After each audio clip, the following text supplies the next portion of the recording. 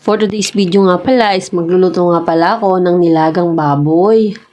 Ito nga at nakabili na nga si tatay ng mga sangkap na gagamitin. Siyempre, pinressure cooker ko na nga muna yung karne para nga mabilis lumambot. At eto nga, nilagyan ko na nga rin ng mga pampalasa at huli ko na nga palang inihulog itong repolyo. Sobrang dali lang talagang magnilaga, halos papakuluan mo lang lahat ng sangkap. Hindi na nga nakabili si tatay ng pechay kaya nga dinamihan na nga lang niya yung sitaw para nga mas madami nga daw gulay. Ito nga at luto na nga pala ang aming nilagang baboy. Tapos ko ang magluto is for the sampay na nga pala ang mamiroan nyo.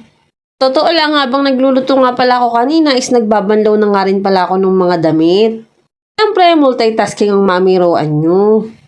Medyo marami rin na nga rin pala akong nilaban ngayon.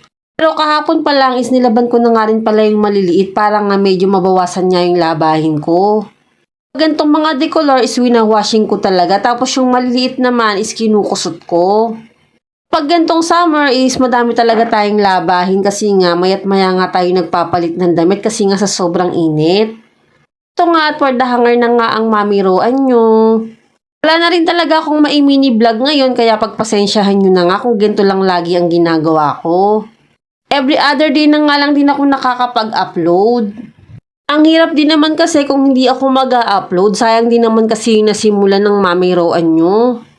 At eto nga, matatapos na nga ako sa pagsasampay nitong mga damit at syempre mabilis lang tong matutuyo kasi nga sobrang init. Pagkababa ko naman is naalala ko nga palang ibigay sa aking Kuya Calvin itong pasalubong ng tita niya na Kinder Joy. At nga pala yung binili ng tita niya at syempre tigi-tigisa yung mga pamangkin niya. Tuwang-tuwa nga si Kuya Calvin sa toys na nakalagay dito. Kanya kinakain yung chocolate dito kasi hindi naman talaga siya mahilig kumain ng chocolate. Pangbabae nga tong Kinder Joy pero yung toys niya nga is mukha ngang panlalaki o diba? Nga tuwang-tuwa nga si Kuya Calvin kasi nga ang cute nga daw nung toys na nakuha niya. Ito nga pala yung toys na nilalaman ng egg surprise. Nung mag-11 AM na nga is pumunta na nga ako sa school at susundin ko na nga si Ate Yumi.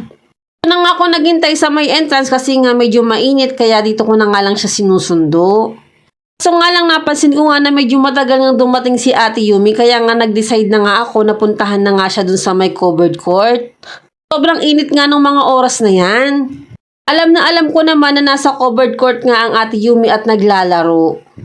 Nga ako nagkamali sa aking hinala at yun nga nakita ko nga siya na gustong gusto pa nga niya makipaglaro sa mga kaklase niya. Kung sa kanya is diretso na nga ng uwi kasi nga sa sobrang init. Siyempre, ito na nga ang Ate Yumi at pawis na nga. Palabas naman namin ng school is nagpabili nga pala siya nitong pancake. Dahil nagugutom nga raw siya kasi hindi daw siya nakapag-break time. Nung bandang alas 5 na nga ng hapon is for gawa na nga ako nitong yelo. Ang ganda nga ng plastic na nabili ko kasi nga ang bilis nga niyang mapalaki yung yelo. Dahil nga nasa labas yung lahat ng anak ko, kaya nga nagmadali na nga ako sa paggawa ng yelo. At syempre, kumikitang kabuhayan na naman ng mamiroan nyo, char! O siya, hanggang dito na lang po muna. Salamat po sa panonood. Bye!